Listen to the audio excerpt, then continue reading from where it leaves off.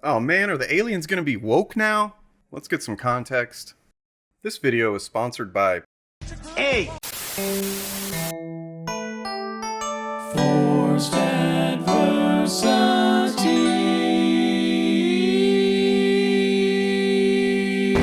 Woke agenda! Pro SJW feminist fans of Birds of Prey. Trash, woke trash movies. Hertzman hates Doomcock.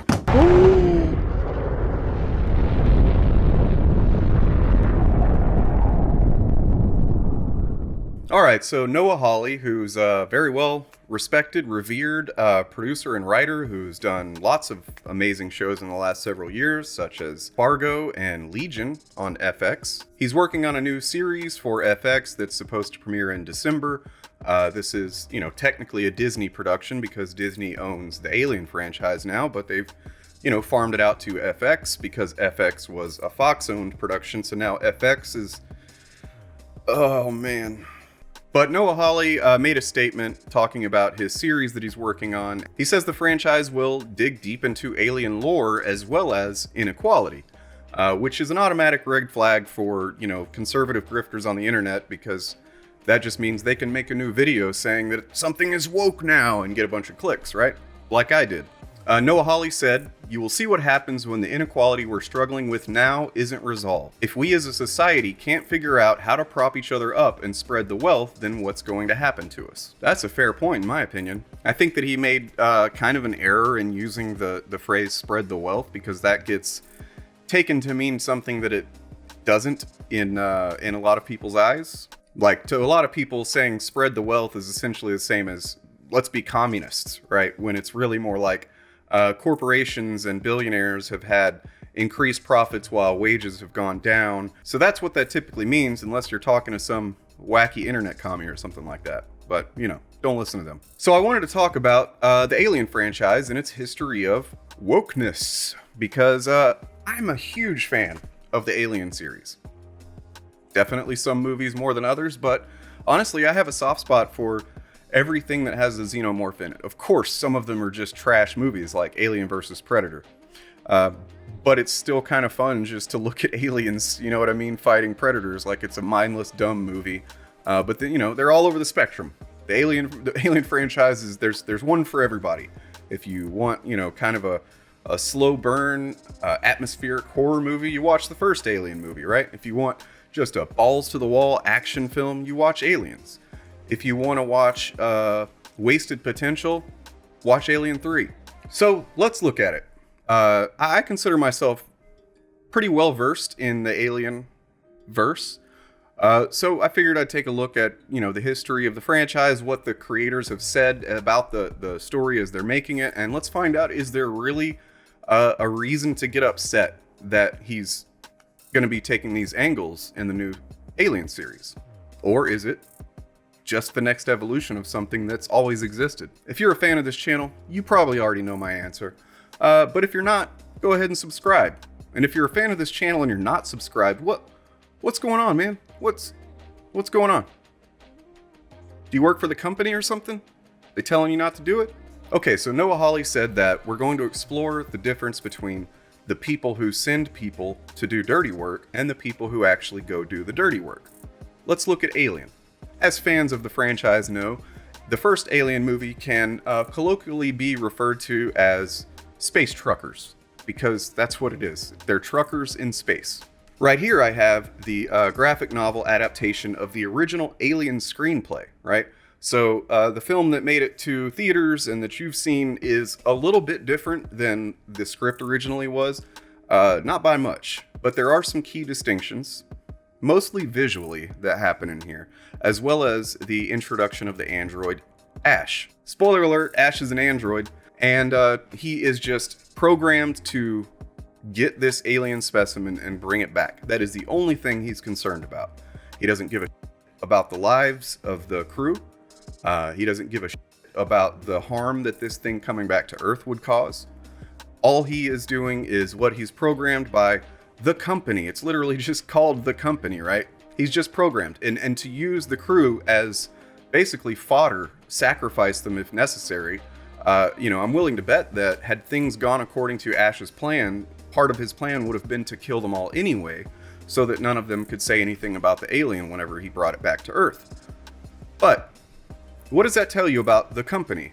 The company in the future of the alien universe, it runs everything. It's basically like Amazon and Google combined, right? Which will probably happen someday, and they will just like go buy the company or something like that. We've already got billionaires trying to send themselves to space.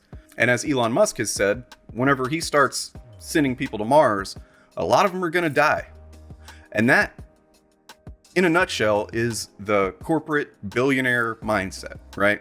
They're so detached from humanity. Having that much wealth and power, it disconnects people from regular people. So the company is basically the far future version of Amazon, Tesla, Google, all rolled into one. And just like how at Amazon, they don't give a shit about their employees. Amazon stops their employees from unionizing so that they can get better wages and healthcare and like bathroom breaks, you know what I mean? So that proves right there that they don't give a shit about the human beings who are working under their employ. The first and only real priority for most corporations, large corporations, is profit. And they will do whatever they can to make that profit go up.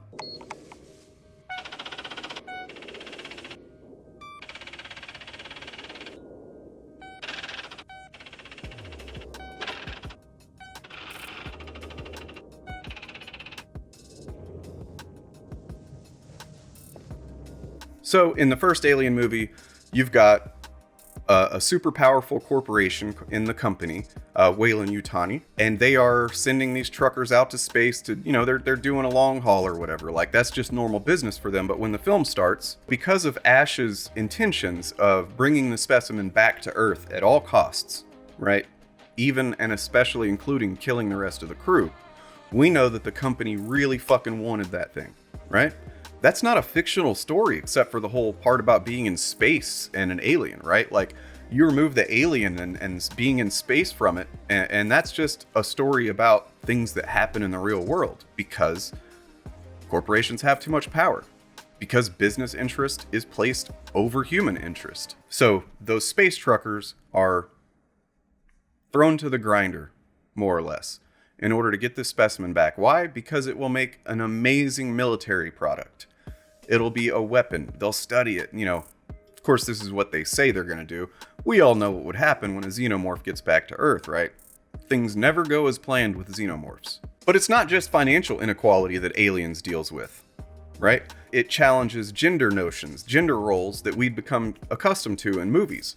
There's a reason Ellen Ripley is hailed as one of the, you know, first and most awesome female action heroes, because she subverted, you know, expectations by just being the last survivor. And not like the last survivor is in like the final girl in most horror movies. Like, you can't call Ripley a final girl, because she's not running around screaming and fucking freaking out and stuff like that. She's always got a plan. Yeah, she's scared, but she's dealing with the thing. And as soon as something comes up that changes her plan, she alters her plan and finds a way to deal with it, because she's a fucking badass. And that challenged the way people saw action heroes back in the day.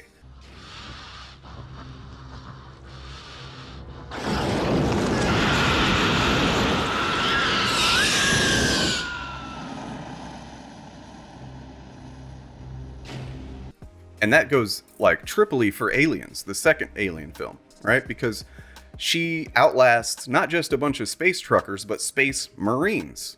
These people are highly trained killers, soldiers, and their training fails them at every turn, right? Only her experience, as well as her empathy for Newt, you know, because if she hadn't had empathy for Newt, Newt wouldn't have been able to give her the information that she got, that, you know, kind of informed her on what was going on at LV-426. Speaking of LV-426, that's a reference to Leviticus 4:26. There's a lot of religious symbolism throughout all of these movies. It's a little more subtle in the first three films, but then you get to Prometheus and Alien Covenant, and it's just like wearing it on his sleeve, right? Now, the big one. Alien was kind of an expression of what was going on with reproductive rights in the 70s, okay? The director in the original film, Ridley Scott, included face huggers to make the male audience uncomfortable on purpose, right? Like, it's not just a coincidence that it's designed with this phallic object that goes, go ahead and clip this and make a gif out of it. It's not a coincidence that this thing just fucks your face and then implants into you this unwanted thing that is then born out of you. If you think that that's like a coincidence in regard to like, oh, that just happens to kind of resemble some stuff with reproduction and being forced to carry an unwanted parasite to fruition. It's not just a random coincidence that the aliens, shove a thing down your throat, implant a seed into you, an egg that then grows into this child that bursts forth out of your torso, right?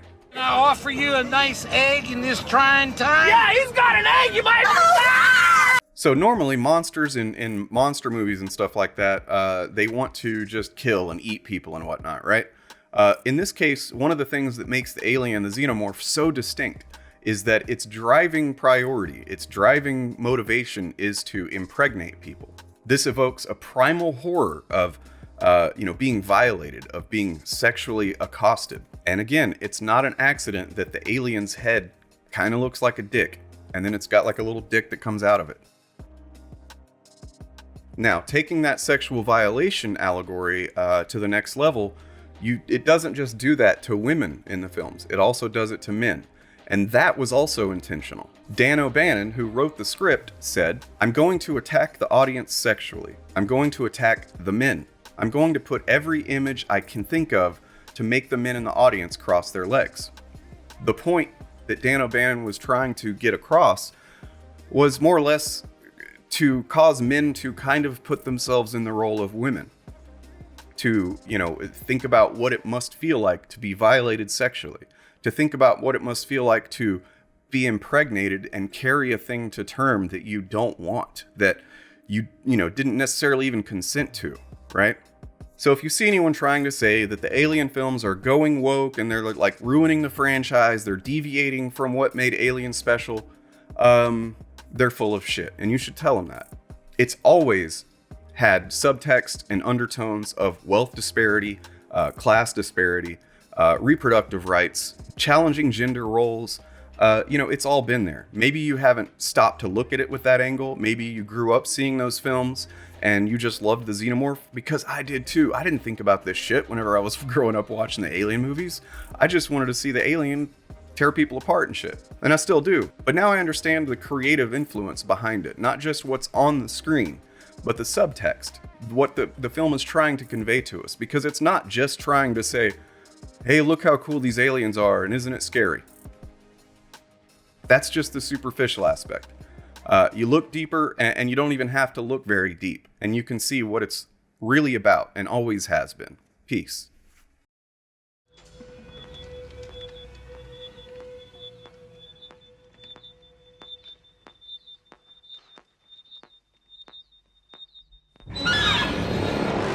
I started blasting. Bang! Bang! Well, I don't see so good, so I missed. Then they ran away. I ran after them. Okay. Bang! Try to shoot him in the back. But I don't want so good either. Anyway, you guys all think I'm a hero, and I'll accept that responsibility.